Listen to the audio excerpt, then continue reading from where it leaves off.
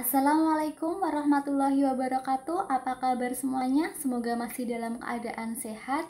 Nah, pada pembelajaran kali ini di bab ke-6 kita masuk ke materi baru. Di bab ke-6 kita akan belajar tentang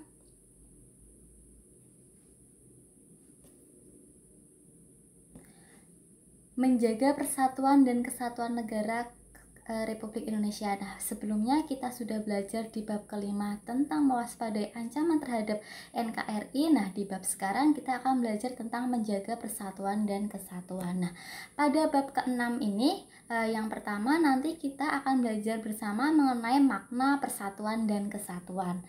Kemudian yang poin B nanti kalian akan belajar tentang faktor pendorong dan penghambat persatuan dan kesatuan bangsa. Kemudian poin C, kalian akan belajar tentang mewujudkan nilai-nilai persatuan dan kesatuan dalam NKRI. Nah, kita lihat di slide berikutnya, Nak. Kita lihat bersama, di sini ada gambar kegiatan, kalian bisa lihat itu gambar apa? Oke, nah ini ada gambar terkait dengan peringatan HUT kemerdekaan Republik Indonesia. Nah, biasanya di sekolah, di lingkungan masyarakat, ini ada acara perlombaan, ada makan kerupuk, kemudian kelereng dan sebagainya. Nah, ini adalah salah satu wujud untuk menjaga persatuan dan kesatuan. Kenapa? Karena ketika kalian dikumpulkan dalam satu hal lomba misalnya, nah di situ terdapat beraneka ragam, ada suku yang berbeda, ada agama yang berbeda, tetapi kalian sama-sama bersatu dalam sukacita untuk merayakan kemerdekaan Republik Indonesia. Nah, kemudian setiap tanggal 17 Agustus ini kita diperingati sebagai hari kemerdekaan kita, di mana seluruh bangsa Indonesia merayakan hari kemerdekaan ini dengan penuh sukacita. Kemudian banyak acara yang dilaksanakan, kemudian masyarakat hampir seluruh Nusantara dari pelosok, dari Sabang sampai Merauke sama-sama merayakan hari kemerdekaan Republik Indonesia. Kemudian pada bab ini nanti dalam poin 1 persatuan dan kesatuan ini kalian akan belajar tentang makna persatuan dan kesatuan, nanti pengertiannya. Kemudian persatuan dan kesatuan dalam wawasan Nusantara. Kemudian ada konsep NKRI menurut UUD 1945. Kita lihat bersama untuk makna dari persatuan dan kesatuan. Nah, di sini ada gambar. Bisa kita lihat bersama. Yang pertama, makna persatuan dan kesatuan ini mampu menjalin rasa kekeluargaan, persahabatan, dan tolong-menolong. Nah, jika seluruh elemen masyarakat, seluruh rakyat Indonesia ini mampu menjaga rasa persatuan dan kesatuan, maka akan terjalin kekeluargaan. Meskipun tidak ada ikatan darah, kemudian juga akan mempererat persaudaraan, persahabatan, serta bisa saling tolong-menolong. Kemudian poin kedua, ini makna persatuan dan kesatuan ini mampu menjalin rasa kemanusiaan serta sikap toleransi untuk hidup secara berdampingan. Nah, karena adanya persatuan dan kesatuan, kita akan memiliki rasa kemanusiaan seperti yang tercantum di dalam sila kedua, di mana ketika saudara kita, tetangga kita, teman kita ini kesusahan, kita memiliki rasa empati, rasa kemanusiaan untuk menolong. Kemudian juga memiliki sikap toleransi terkait dengan perbedaan yang ada, keanekaragaman yang ada di masyarakat Indonesia ini. Kalau kita memiliki rasa toleransi, maka bisa hidup berdampingan, hidup selaras, hidup damai. Kemudian selain itu, poin ketiganya juga mampu menumbuhkan semangat nasionalisme. Nah, kalau ada rasa persatuan dan kesatuan, secara otomatis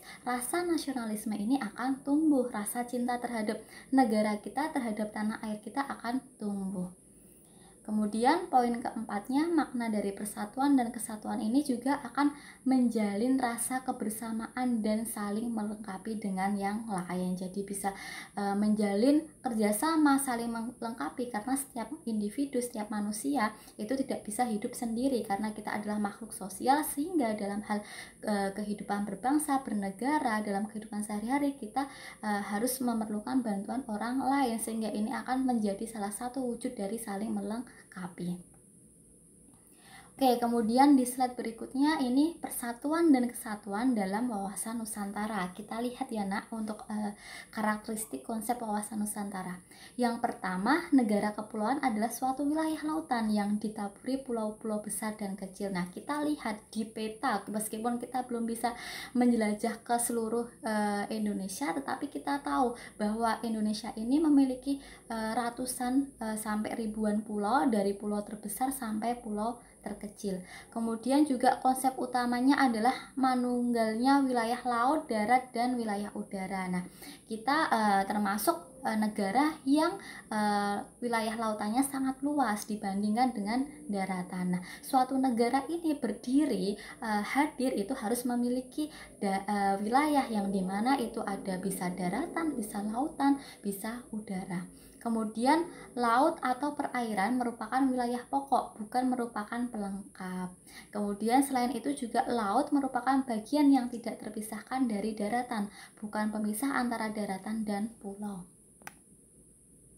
Kemudian perwujudan dari konsep kesatuan ini terbagi atas beberapa bidang. Yang pertama ini ada bidang politik, kemudian ada bidang ekonomi, sosial budaya, serta pertahanan dan keamanan. Kemudian kita lihat di slide berikutnya konsep Negara Kesatuan Republik Indonesia menurut UUD 1945.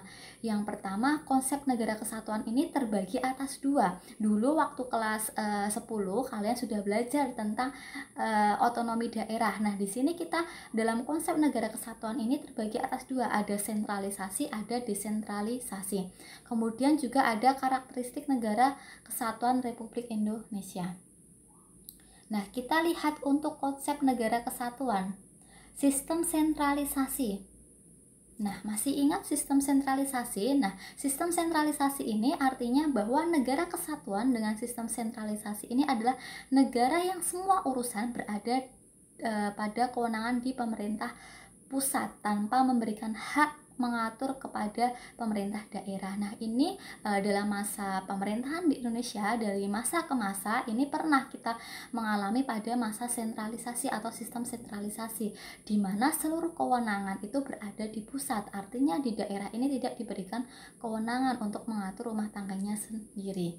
Kemudian dalam sistem desentralisasi. Nah, ini setelah adanya Undang-Undang Nomor 32 tahun 2004, sistem pada pemerintah Indonesia ini ada sistem desentralisasi, di mana negara kesatuan dengan sistem desentralisasi ini merupakan penyerahan urusan pemerintah dari pemerintah pusat kepada pemerintah daerah untuk mengurus rumah tangganya sendiri dalam ikatan negara kesatuan. Artinya ada beberapa kewenangan yang diurus di pemerintah pusat, kemudian yang lainnya diserahkan ke pemerintah daerah karena diberikan otonomi khusus untuk bisa melaksanakan, untuk bisa menjalankan pemerintahannya sesuai dengan peraturan perundang-undangan.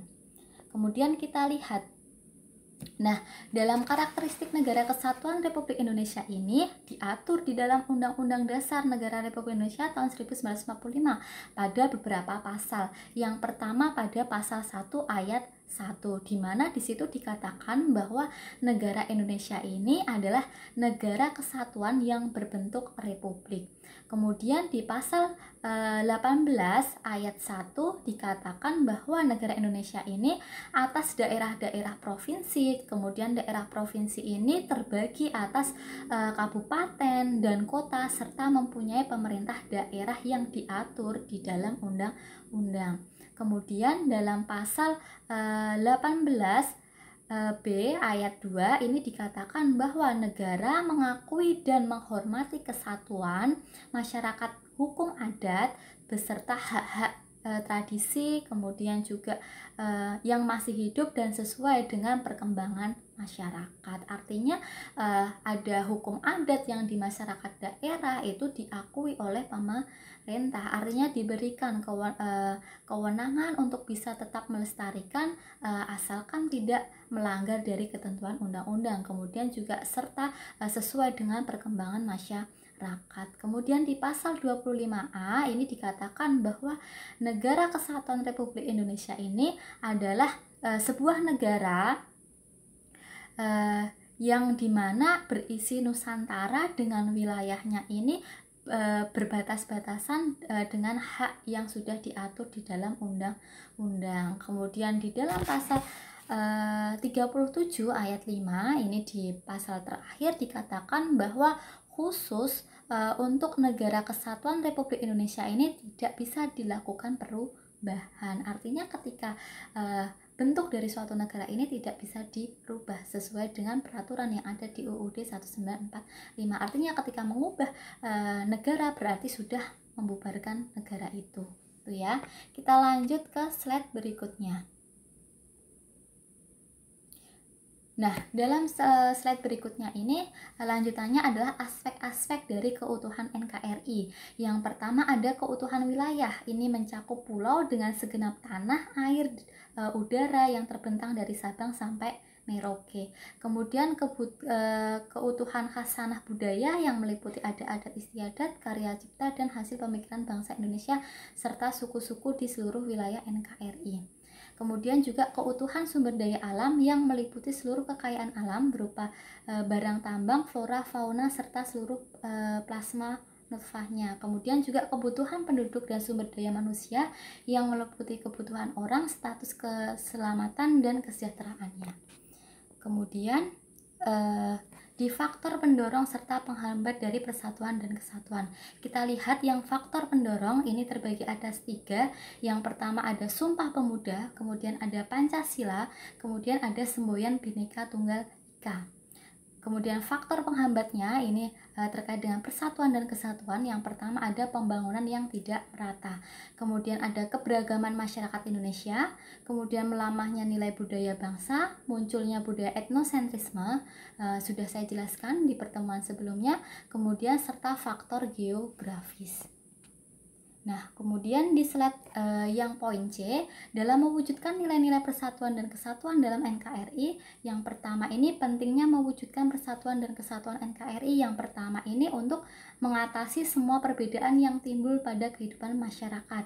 Kemudian juga mempelajari pembangunan nasional, mempermudah mencapai tujuan nasional sesuai dengan alinea keempat UUD 1945. Kalian sudah tahu yang ada yang mencerdaskan kehidupan bangsa, ikut serta melaksanakan ketertiban dunia. Nah, itu adalah bagian dari tujuan nasional dari negara Indonesia. Kemudian juga terwujudnya kehidupan yang seimbang, harmonis, dan serasi, serta mempermudah menghadapi berbagai macam ancaman dari dalam maupun dari luar negeri. Kemudian di slide poin berikutnya, wujud atau sikap menjaga persatuan dan kesatuan dalam NKRI. Yang pertama ini dalam lingkungan keluarga. Dalam menjaga persatuan dan kesatuan NKRI ini, yang pertama untuk menjaga keakraban dan kerukunan di anggota keluarga. Kemudian menghargai perbedaan pendapat di antara anggota keluarga. Kemudian menjaga nama baik keluarga, saling membantu antar anggota keluarga, serta menyayangi dan menghormati antar anggota keluarga. Kemudian untuk di lingkungan sekolah, nah yang pertama ini wujudnya yang pertama adalah saling menghormati antar teman, kemudian menghargai perbedaan pendapat di antara teman di sekolah, kemudian menghormati seluruh warga sekolah, saling menolong dengan teman, bekerja sama dalam lingkungan sekolah. Kemudian dalam lingkungan masyarakat, yang pertama adalah yang harus kalian lakukan adalah saling menghargai dan menghormati hak orang lain.